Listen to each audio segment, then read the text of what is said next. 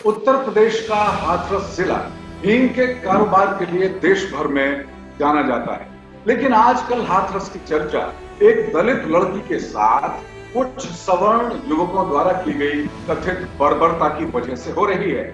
ताजा आंकड़ों के अनुसार देश में हर घंटे रेप यानी बलात्कार की 3 से ज्यादा वारदात होती हैं, लेकिन सिर्फ हाथरस कांड ही मीडिया में छाया हुआ है।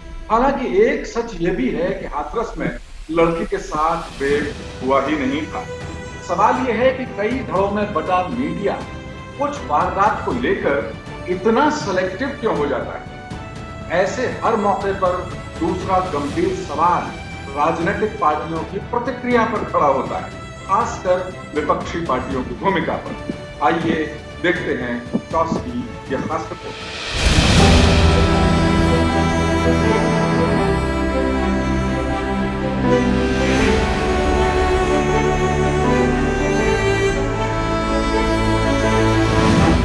हाथरस जिले में दलित लड़की के साथ हुई बर्बरता की हर हाल में निंदा होनी चाहिए, चाहे वो किसी ने भी की हो। 14 सितंबर को वारदात वाले दिन थाने पहुंची लड़की खुद कह रही है कि उसके विरोध की वजह से उसके साथ रेप नहीं हो पाया। क्यों दबा दिया बताओ?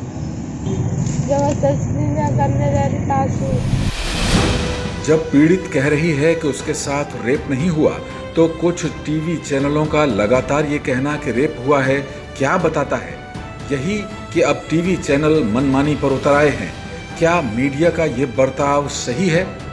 हालांकि इससे इनकार नहीं किया जा सकता कि लड़की के साथ अमानवीय व्यवहार हुआ और बाद में उसकी मृत्यु हो गई। ये गंभीर अपराध है और इसका कड़ा विरोध करते हुए दोषियों को कड़ी सजा मिलनी चाहिए।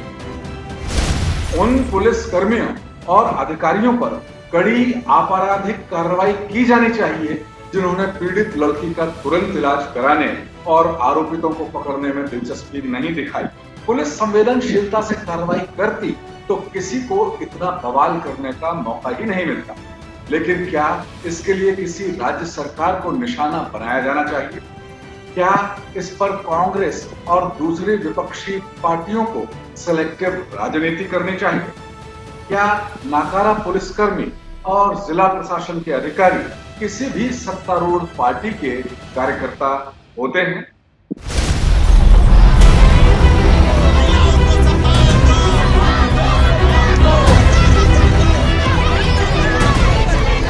दूसरी महत्वपूर्ण बात यह है कि क्या रेप या महिलाओं के साथ कोई भी जघन्य वारदात अलग अलग राज्यों में अलग अलग महत्व की हो सकती है? यूपी में ऐसी वारदात पर कांग्रेस हंगामा खड़ा कर दे और राजस्थान में हुई वैसी ही वारदात पर मौन साध ले तो इसे क्या कहेंगे?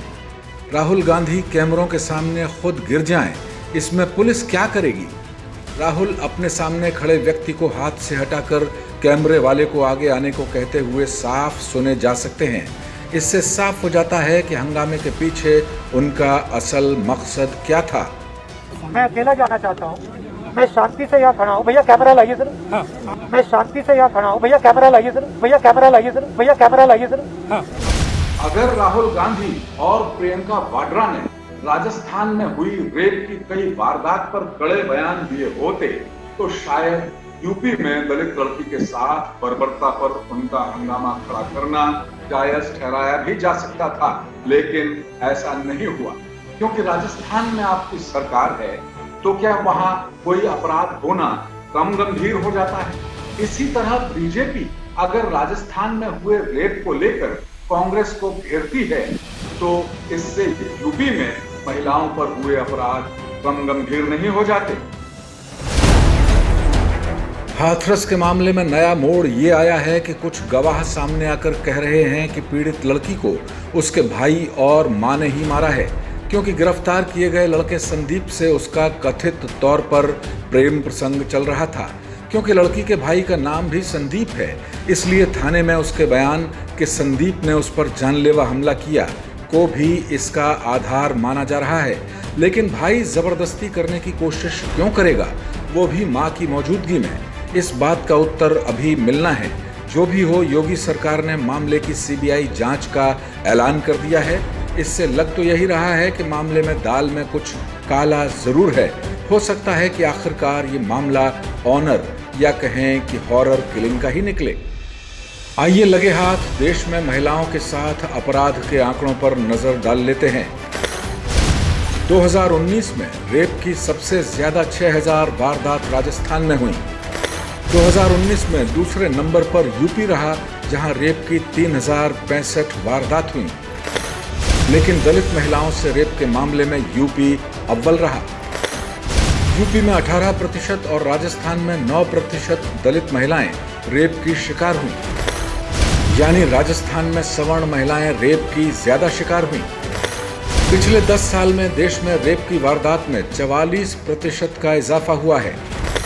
वर्ष 2019 में देश में रेप के 32,033 मामले हुए, जिनमें 11% दलित महिलाएं शिकार बनी।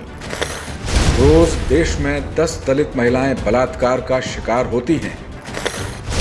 2019 में महिलाओं के प्रति अपराधों में 7.3% की बढ़ोतरी हुई है। 26 सितंबर 2012 को दिल्ली में हुए निर्भया रेप केस के बाद 3 फरवरी 2013 यानी महज 2 महीने बाद रेप की वारदात के लिए कड़े प्रावधान कर दिए गए थे। लेकिन अगर आंकड़े देखें तो हालात में बहुत ज्यादा सुधार नहीं हुआ। वर्ष 2012 में रेप की कुल 24,923 वारदात दर्ज की गई, जबकि कड़ा कानून बनने के बाद 2013 में रेप की वारदात बढ़कर 33,707 हो गई। दिल्ली की निर्भया के दोषियों को 7 साल बाद 20 मार्च 2020 को फांसी के फंदे पर लटकाया जा सका।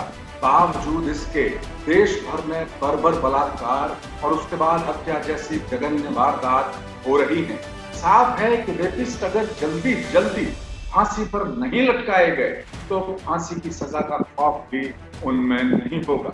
लेकिन जल्द इंसाफ के चक्कर में पुलिस ही अगर अदालत बन जाएगी तो ये भी सही नहीं ठहराया जा सकता।